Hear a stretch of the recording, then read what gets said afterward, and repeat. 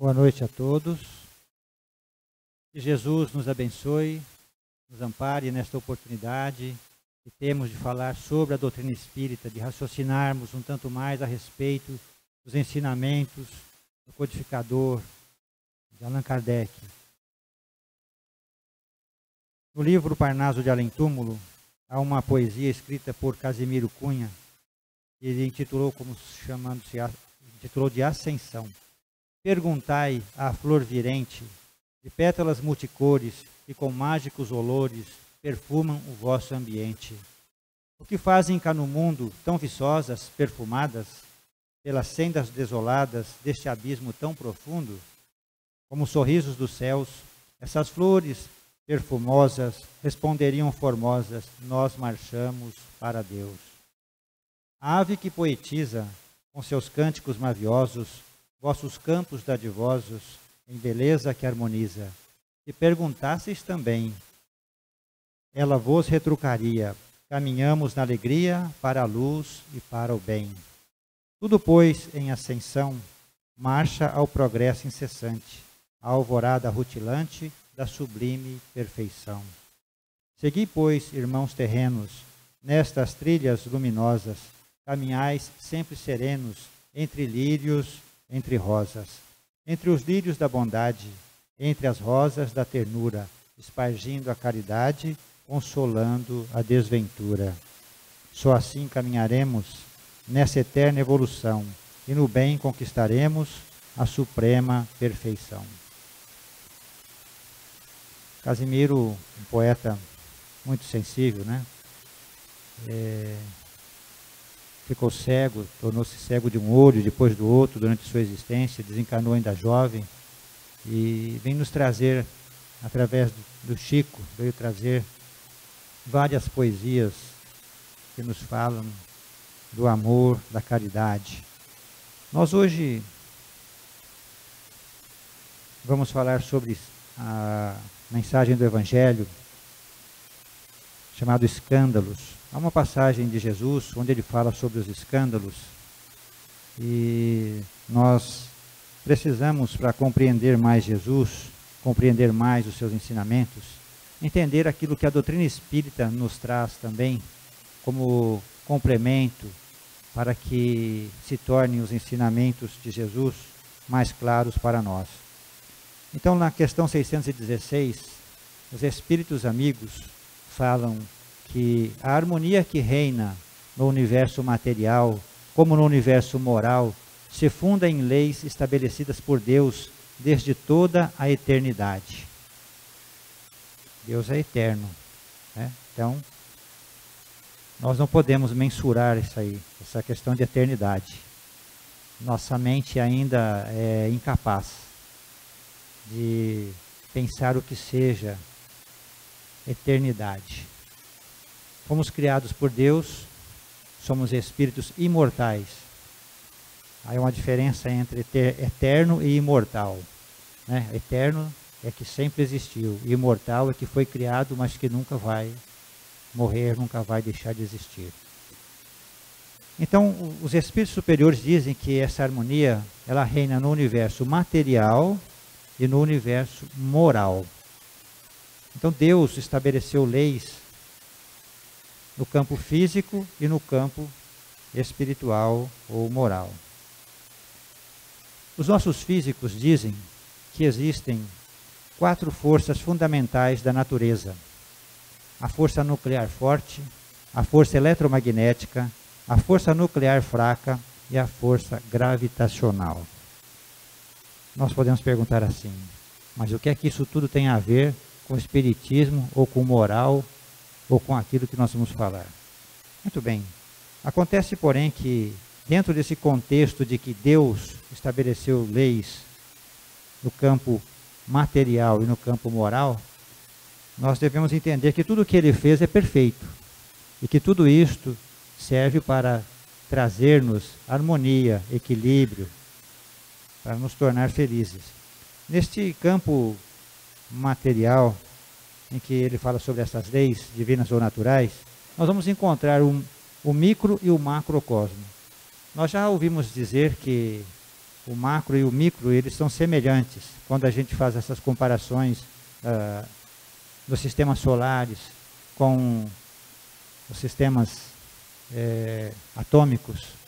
Então, o núcleo do átomo, do Sol, seriam esse centro gravitacional, né? Os elétrons seriam os planetas, numa comparação aí.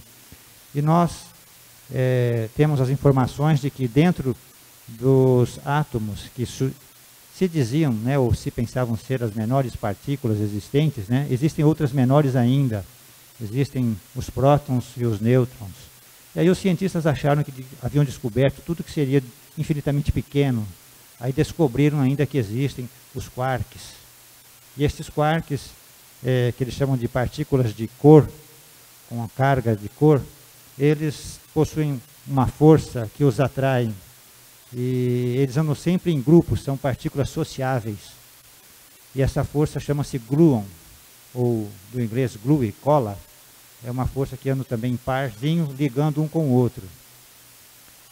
E aí nós vamos vendo que Deus é soberanamente perfeito em todas as coisas que fez, desde as mínimas às máximas. Então, este modelo que nós temos aí de organização, claro que isso não é tudo que eu falei, né, de física, de átomo, de nada, isso aí é um pedacinho, tem muitas coisas mais. Quem estudou, né, quem estuda essa matéria sabe que existem tantas outras coisas mais. Mas só para nós entendermos que há um equilíbrio entre tudo. Então, que dentro do núcleo atômico há um equilíbrio, um conjunto de forças que faz com que reine ali a harmonia entre essas partículas.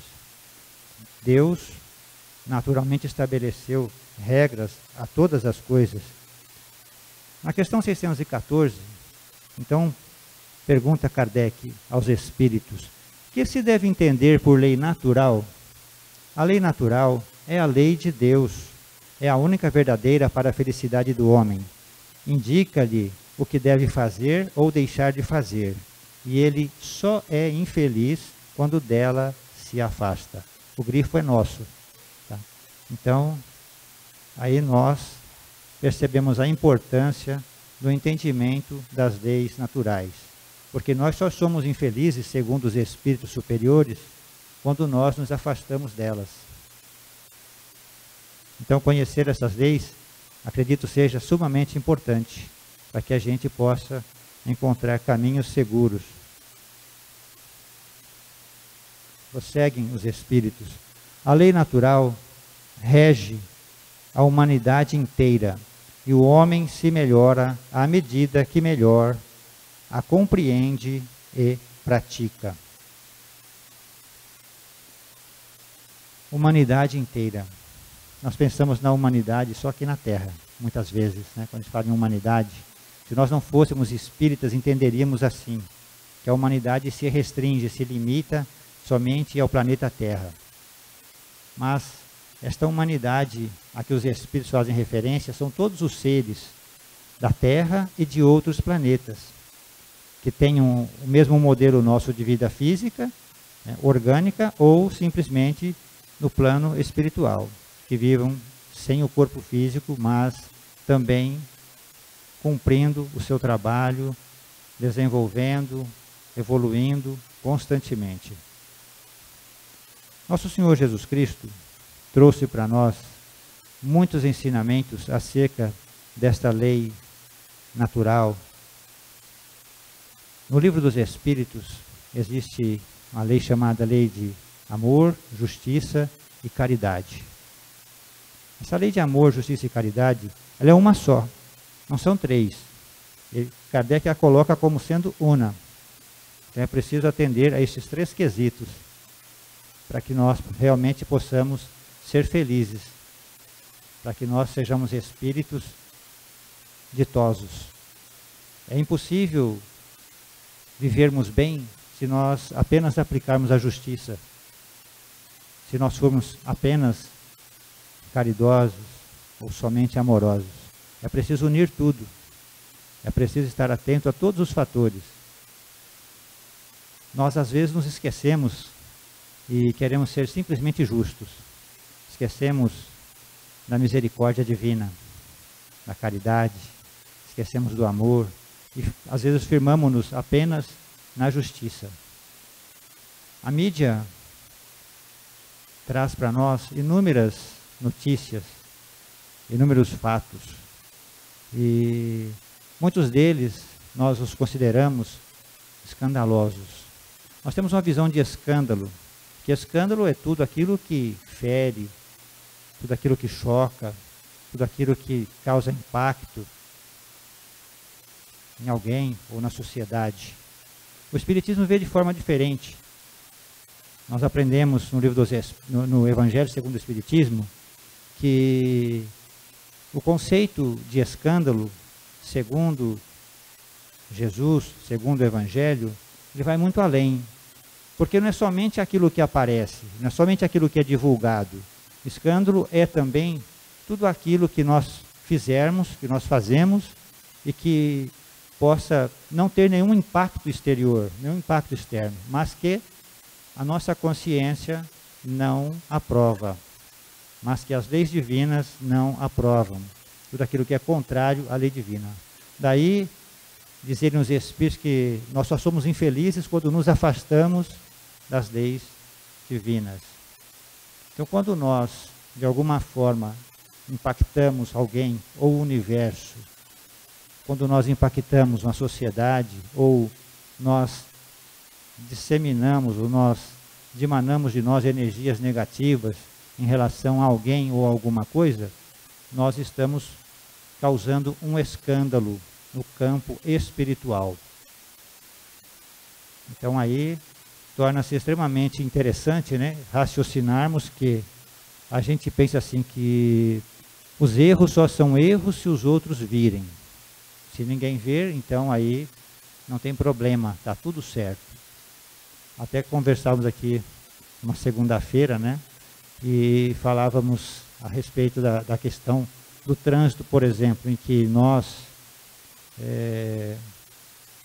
passamos por uma rodovia, tem lá um radar, e esse radar nos surpreende.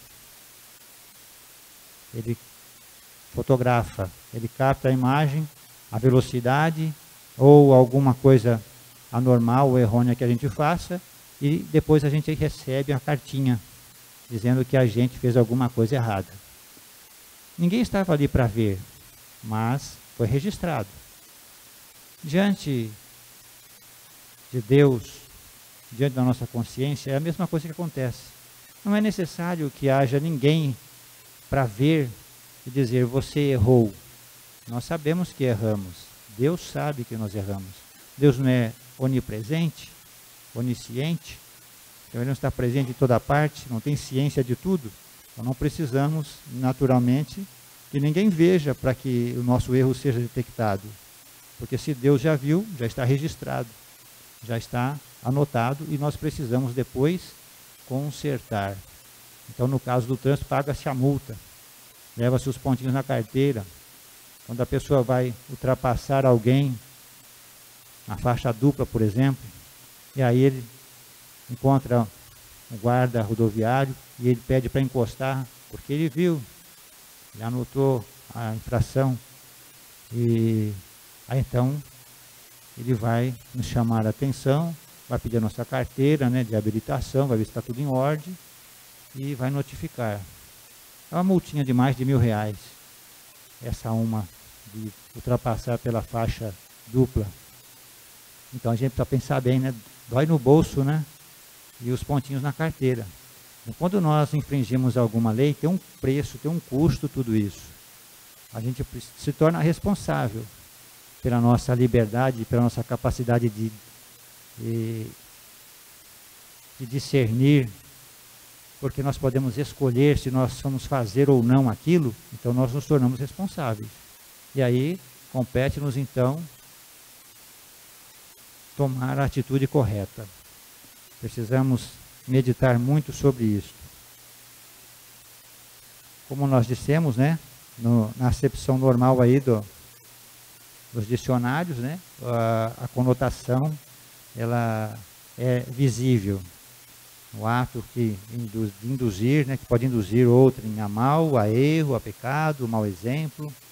O ato que ofende o pudor, os sentimentos religiosos, indignação, produzida por mau exemplo ou por ofensas, desordem, tumulto, alvoroço, vergonha. Tudo isso é escândalo. Será que a gente faz tudo isso? Será que tem alguém que consegue fazer tudo isso?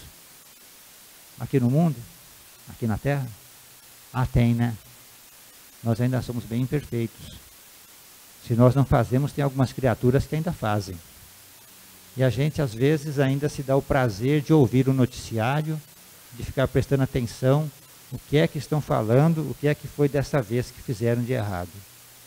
Como o nosso mundo é um mundo imperfeito, né? Nós ainda vivemos essa situação de escândalos.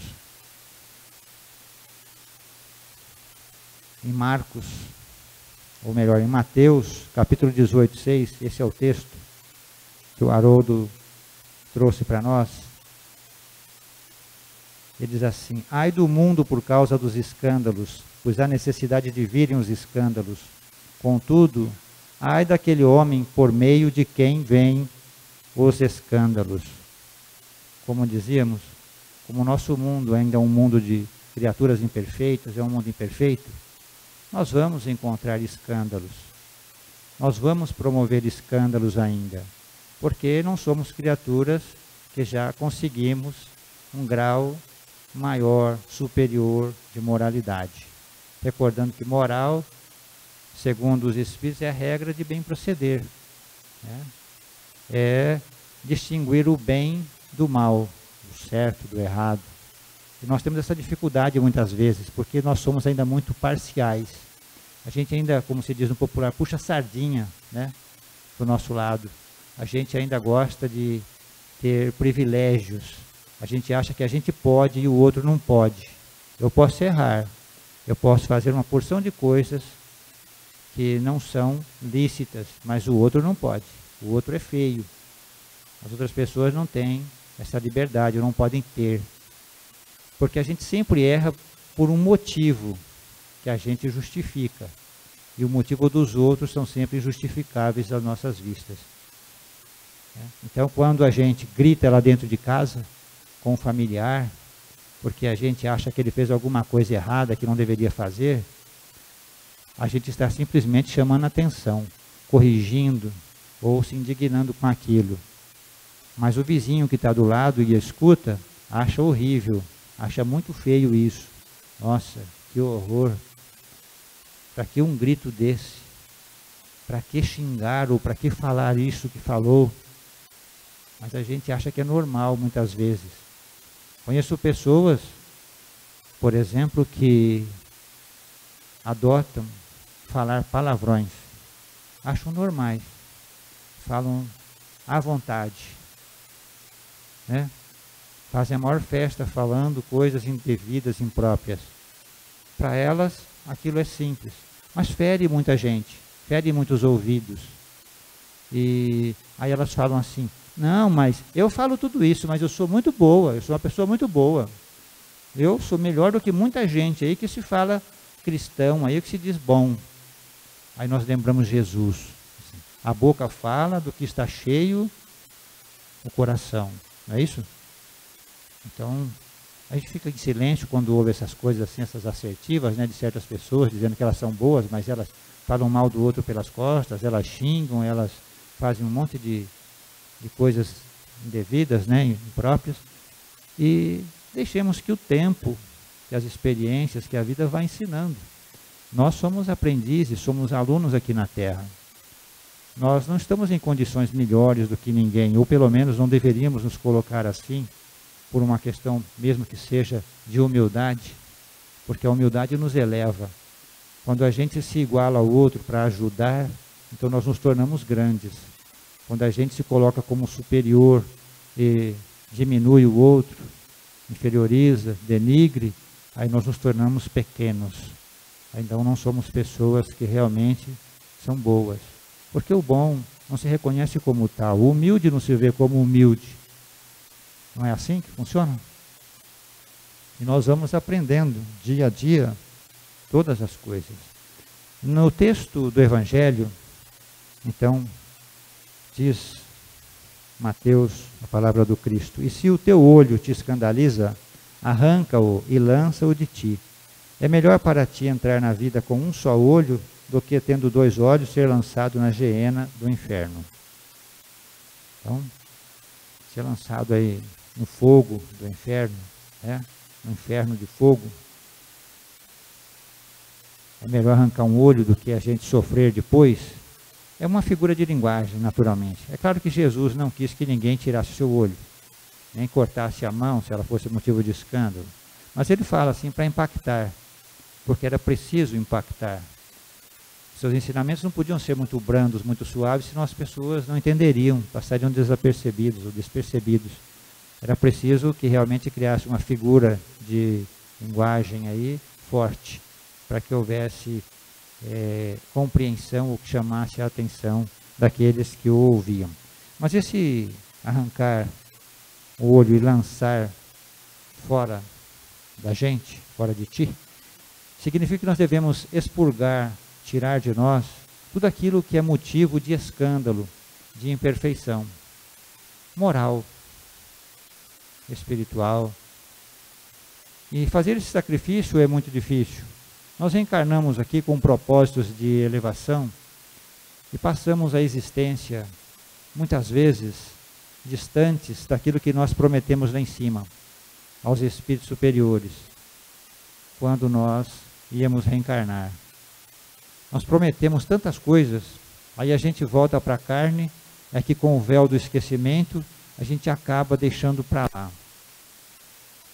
Acaba se esquecendo, ou priorizando outras coisas que não têm tanta importância. Como estamos na matéria, pensamos simplesmente na vida material e queremos viver intensamente essa vida material. Gozar o máximo possível aqui, usufruir o máximo possível de todas as benesses, todas as coisas que a vida física nos oferece. Ninguém quer sofrer, é natural, eu acho compreensível, ninguém quer e nem deve, nós não nascemos para isso. Deus não nos colocou no mundo para sofrer, mas para evoluir, para aprender, para melhorar. Os amigos superiores dizem que nós nascemos aqui para amar. Para amar. Mas quem de nós tem essa consciência, ou pensa, eu estou aqui para amar? Amar aquele meu colega de trabalho chato, que me incomoda o tempo inteiro. Amar o meu chefe duro, ríspido. Amar a minha esposa, difícil, né? Ou o meu esposo, né, Jaime? Esposo, né? A gente sempre acha que o outro é difícil, né? Não no seu caso, né? Mas muitas criaturas pensam assim, né? Vê no outro, na outra, às vezes, criaturas que são inimigas, ficam disputando. Né? Esposo e esposa disputam coisas, posições. Ah, eu quero comprar isso. Ah, não, isso é muito caro. Eu lembro, né, de uma amiga que ela falava assim, eu queria comprar uma TV, né? Uma TV de tantas polegadas, uma TV 4, como é que chama essa aí? 4K, né? 4K. Nossa, a imagem é lindíssima. Você vê os fiozinhos de cabelo da pessoa na imagem, a coisa mais linda. Aí o marido dela falou assim, não, de jeito nenhum, é muito cara. Então ela desistiu, né? Mas inconformada, insatisfeita com a decisão dele. Eu podia comprar, mas ele não quer. Né? Então nós somos assim. A gente fica sempre achando uma pontinha de algo para ser infeliz, ou achando que o outro nos torna infeliz. Porque nós não compreendemos o ponto de vista do outro, ou as emoções, ou os sentimentos do outro. E não é só na vida 2, na vida 3, na vida 4, assim os filhos, né? Aí quando vem os filhos, então aumenta a disputa, né? Porque aí a gente quer disputar a atenção. A gente está conversando e o filho vem. O pai, o mãe, está conversando, menino, não está vendo? Estou conversando, ao respeito, você não está vendo? Então, depois eu te atendo. E a gente fica nervoso. A gente não pode parar e atender a criança. Por que será que a gente ainda quer todas as atenções? Que a gente se acha tão importante? que a gente se acha melhor que os outros? Será que é por orgulho ou por egoísmo? Será que são essas duas grandes chagas da humanidade que diz os Espíritos que a gente ainda sofre? Que a gente ainda faz tantas coisas erradas? Que a gente passa por depressão? Que a gente passa por doenças? Por dificuldade de toda a natureza? Será que é porque a gente ainda é egoísta? Ou orgulhoso? Pois é. Infelizmente é, né? A gente ainda sofre de tantos males em virtude dos posicionamentos interiores que nós guardamos, que nós nos firmamos. Se nós fôssemos mais flexíveis, se nós fôssemos mais compassivos, mais compreensivos uns com os outros, a vida se tornaria menos difícil. Nós teríamos mais prazer em viver um com o outro. Olhando para o outro e dizendo assim, nossa, coitado, ainda não entendeu, ela ainda não entendeu que não é assim. Mas vai chegar lá, vai ter o tempo certo. Nós somos seres que temos idades diferentes. Idades espirituais, idades corporais, idades mentais, idades emocionais. Cada um de nós fez um percurso diferente do outro. Nós não estamos na mesma etapa da evolução muitas vezes. Estamos juntos fisicamente, mas estamos distantes espiritualmente em muitas circunstâncias. Mas é preciso aceitar, é preciso compreender, é preciso perdoar, é preciso amar, é preciso auxiliar o outro. Só assim nós conseguimos um mundo melhor. Não é? Não adianta eu ficar apontando o dedo para os defeitos um do outro, né, dos outros, se eu não ajudar eles a se tornarem melhores. O que é que isso vai resolver? Nada, vai continuar igual.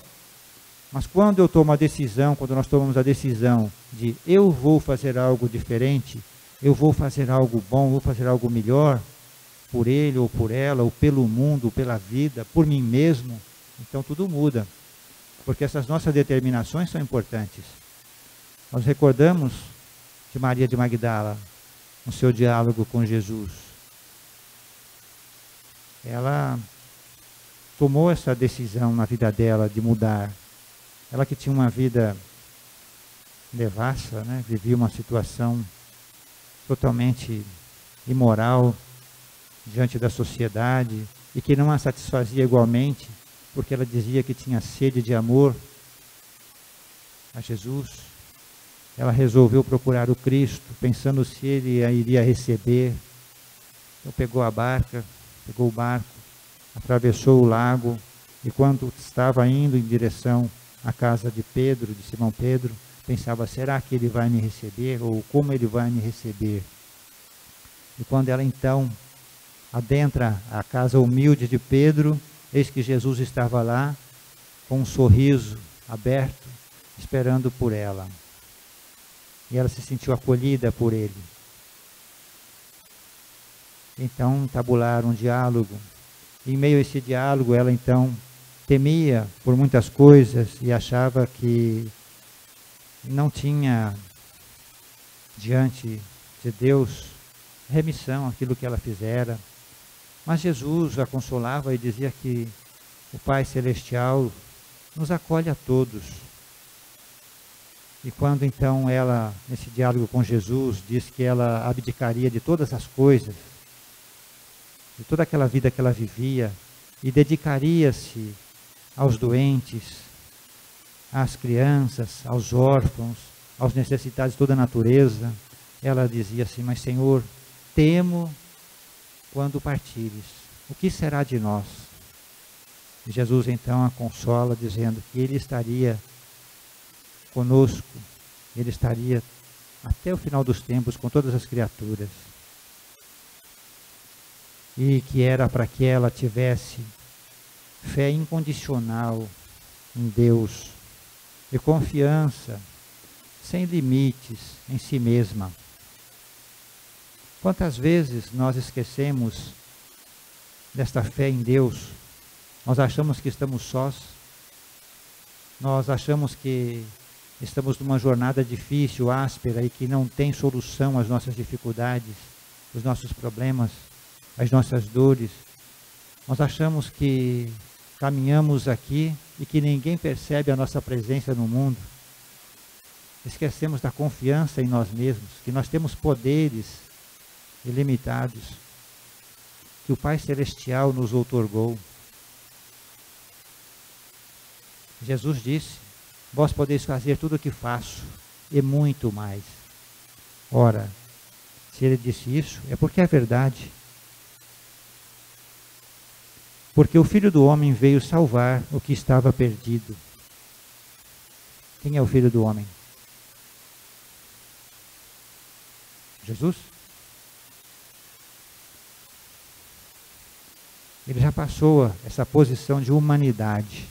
Jesus está acima da humanidade, não é verdade? Ele não é, não podemos considerá-lo exatamente como um homem, porque é um espírito angelical. Não está nessa condição nossa aqui, hominal. Está muito além de todos nós. Mas se ele veio para salvar o que estava perdido, e nos recordamos, estamos aí quase finalizando já, de uma passagem do Evangelho de Jesus, em que o Haroldo, ele traduziu como sendo os dois, deixa eu ver como é que ele colocou aqui, então, licencinha, os dois filhos, olha aqui, parábola dos dois filhos. Nós conhecemos ela, uma tradução anterior, como a parábola do filho pródigo. Ele deu um título diferente, em que ele conta a história de um homem.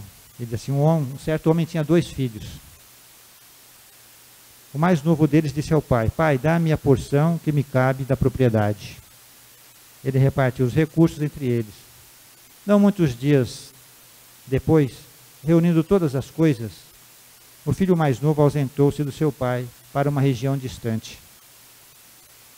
E lá dissipou a sua propriedade, vivendo dissolutamente. Depois dele gastar todas as coisas, houve naquela região uma fome severa. E ele começou a passar necessidade. E partindo, associou-se a um dos cidadãos daquela região, que o enviou aos seus campos para apacentar porcos. Ele desejava saciar-se com as alfarrobas que os porcos comiam, mas ninguém lhe dava. Queria comer a comida dos porcos, né? As frutas que davam para os porcos, a comida que dava para os porcos. Mas ninguém dava.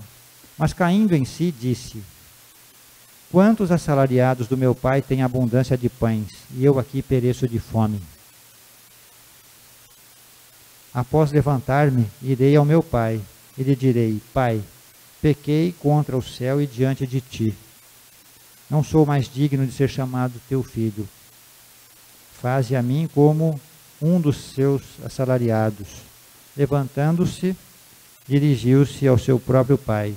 Estando ainda longe, seu pai ouviu, compadeceu-se, correu, lançou-se sobre o pescoço dele e o beijou repetidamente. Só aí já dá para a gente pensar uma porção de coisas, né? Sobre essa passagem dos dois filhos aí. Então, quantas vezes nós agimos assim dissolutamente? Pegamos os bens que o nosso Pai Celestial nos dá e fazemos deles o que bem entendemos. Às vezes é o corpo físico que nós temos e que nós utilizamos de maneira inadequada. Comemos erradamente, bebemos erradamente, não nos exercitamos ou não trabalhamos, pensamos de maneira desconexa, gerando doenças, desequilíbrios. Não é isso? Outras vezes é o tempo que nós utilizamos de maneira incorreta. Gastamos o tempo inadvertidamente com coisas fúteis. Quantas horas nós gastamos olhando o Facebook? E depois que a gente fez tudo aquilo, toda aquela varredura, né, em todas as mensagens do Facebook que a gente não tinha visto ainda, a gente se pergunta assim, quanto eu melhorei com isto? Ou quantas pessoas eu ajudei com isto? Ou que a gente fica no WhatsApp olhando as notícias que as pessoas nos mandam, as mensagens, quantas delas de teor nada produtivo, nada significativo. E que a gente faz questão de ler do começo ao fim. E chega lá no final a gente pergunta assim, e agora? O que isso acrescentou para mim? Em que isso me melhorou? E se eu estivesse lendo algo bom, se eu estivesse ouvindo uma palestra, aprendendo algo sobre física, química, matemática, geografia, sei lá o que seja, o que for, não seria melhor? Se eu estivesse orando, ouvindo uma música, fazendo qualquer coisa diferente, não seria melhor? Não estou condenando o Facebook, nem o WhatsApp, não. Pelo contrário, são instrumentos maravilhosos, desde que nós saibamos utilizar. Como tudo, é como a enxada que a gente pode usar na terra, né, para preparar o solo, ou pode dar na cabeça do outro, bater na cabeça do outro e ferir. Não é? É um instrumento. Depende do uso que eu faça. Depende da minha liberdade, da minha vontade. Não é isso? Então ele fala aqui assim, que esse filho, diz assim, mas caindo em si, disse, caindo em si.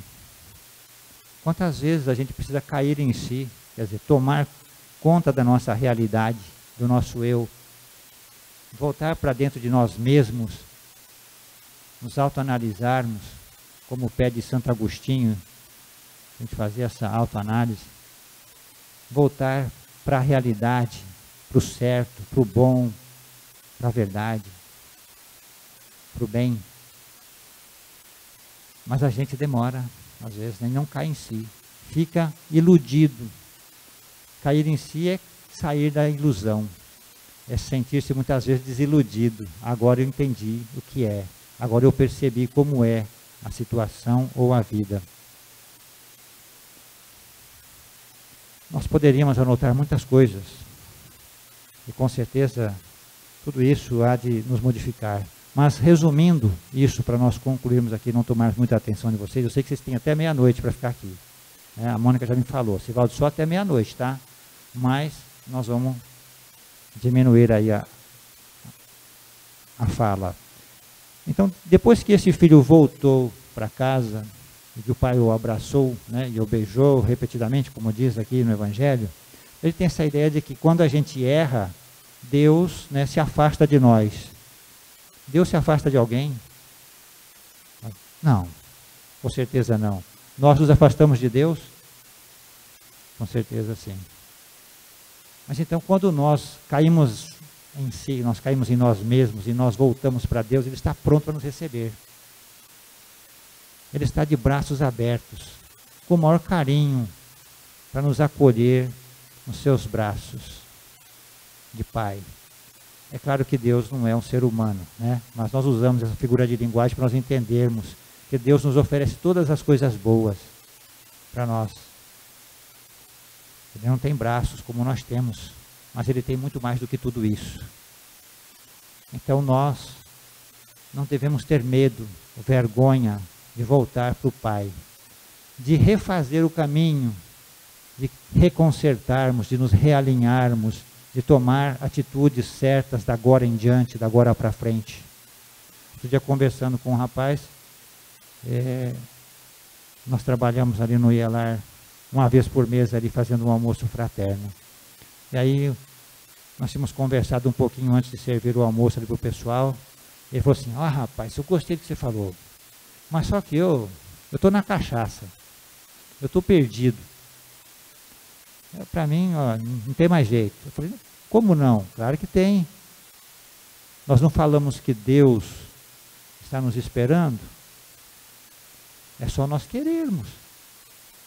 Ele está aguardando a nossa mudança, a nossa transformação. A hora que você quiser, é só se você se mudar, se transformar, e tudo vai dar certo. E ele entabulou uma porção de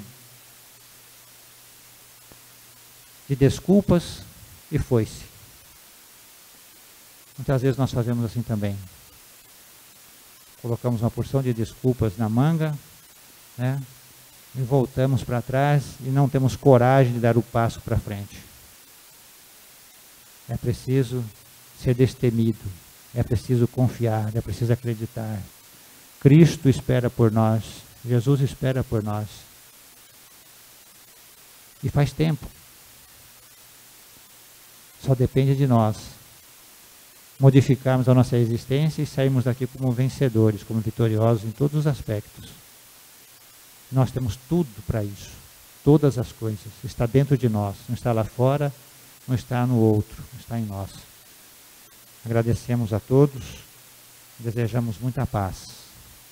Que Jesus nos abençoe.